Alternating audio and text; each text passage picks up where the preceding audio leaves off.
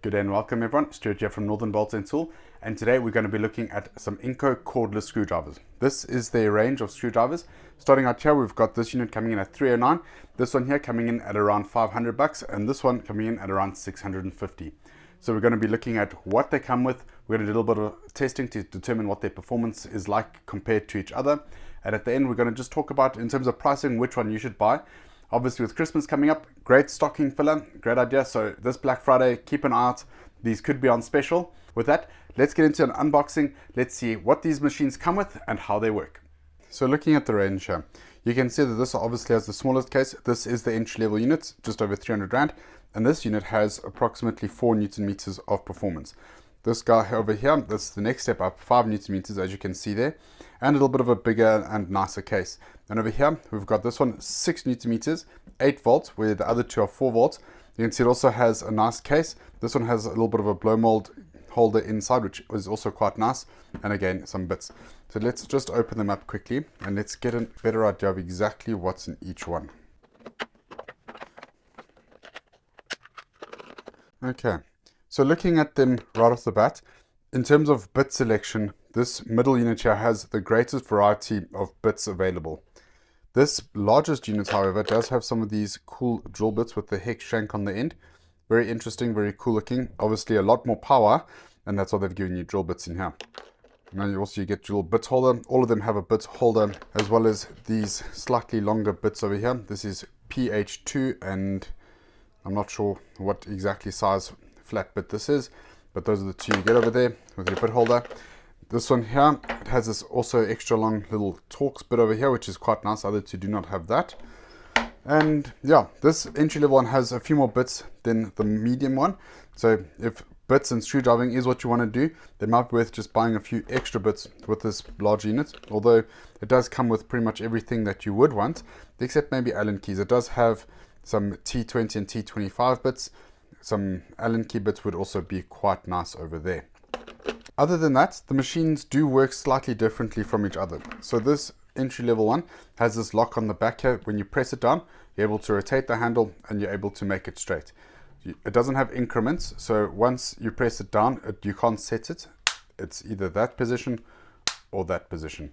You've got your reverse and forward over here and your trigger over here. That's the entry level one.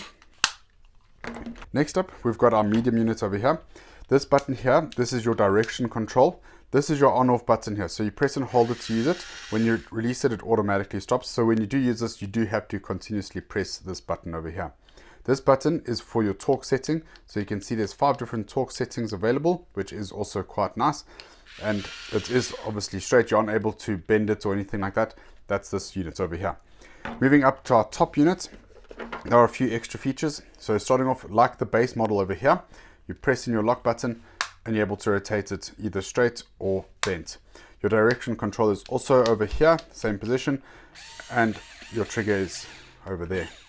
So what is nice about this is it also has the slip ring here to select your torque setting, almost like a drill driver, so you can really dial it into the exact specification you'd like when working on more delicate or sensitive items. You won't oversink a screw or damage your workpiece. So that is quite a nice feature that the other two do not have. It also has a little work light at the front. I think all of them do have a work light, so nothing too different over there. Now, that's pretty much it for all of these. Please note that none of these come with a charging cable. That is something you'd need to purchase separate. It is USB-C, so it is universal.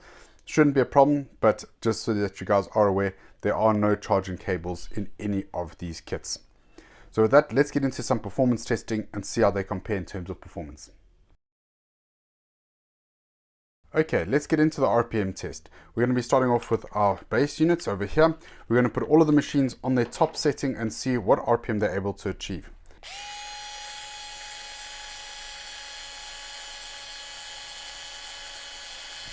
So about 210 RPM. Let's move on to our middle unit.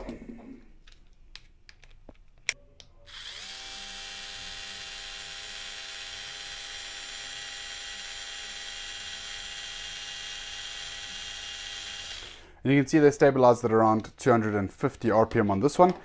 Let's try our top of the line unit here quickly.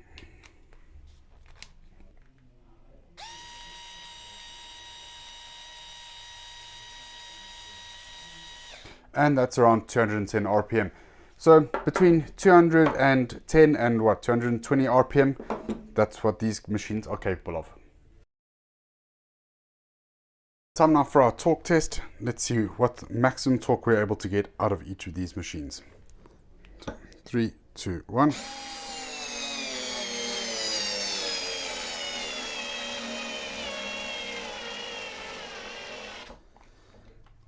And we've got a peak torque of 2.2 Newton meters.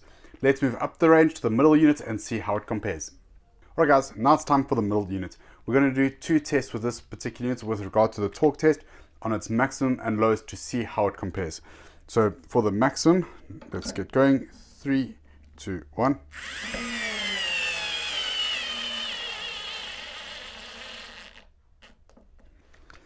And there we actually only got 1.8 Newton meters of torque. So let's set it to the lowest setting and see how it compares. Alright guys, we've now set it to its lowest setting. Let's see how it compares. We like to do both high and low with these just to see what type of variation and variable you get with the different torque settings. So that's it there. Didn't even register. So plenty of torque settings from 0 to 1.8. So it is quite nice and versatile, especially when you've got something more delicate you're working on. So let's move on to the top unit. Alright guys, time for the top machine. Let's see how much torque we're able to get out of it.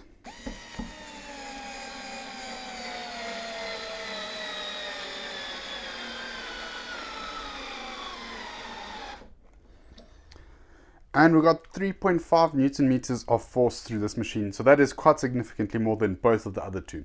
So let me dial it back to its lowest clutch setting and let's see what it's able to achieve on its lowest setting. Lowest torque setting with our top unit from Ingco. 3, 2, 1. And it didn't even register on the machine. 0.0 as well. Let me step it up to somewhere in the middle just for interest's sake. So it's got 15. So let me go on, let's say 9. 3, 2, 1. And that's 1.6. So very nice gradation between the different settings. Very, very nice, especially like I mentioned before, if you've got more delicate items, you're able to really dial it in and get exactly what you're looking for out of the machine. So let's move on to the speed test. Alright guys, now it's time for the speed test. So we've got it in forward. They're all nicely fully recharged.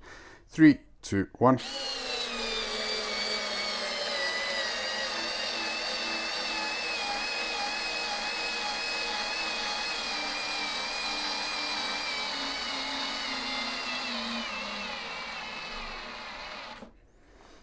And we are just short. Let's see if the middle unit can perform a little bit better. Alright guys, now it's time for the middle unit. Let's see how we go. 3, 2, 1.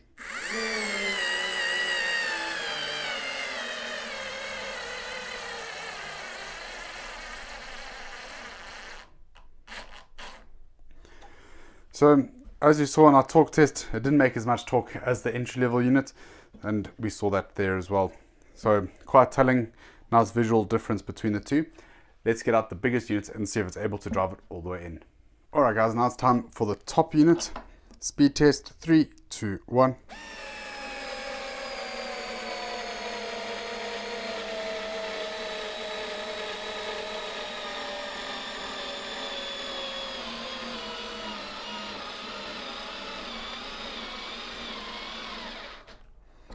And it stopped as it got to the bottom, maxing out the torque. So the top unit was able to drive it all the way in, which is pretty cool to see. I know this isn't exactly the application you're going to be using these tools for, but I think it does offer a nice visual representation of their performance. With that, let's discuss the results and talk about the tools. We did learn a few things while testing them. So there you go guys, those are some testing results of what we found when we tested the whole range of the Ingco Cordless Screwdriver.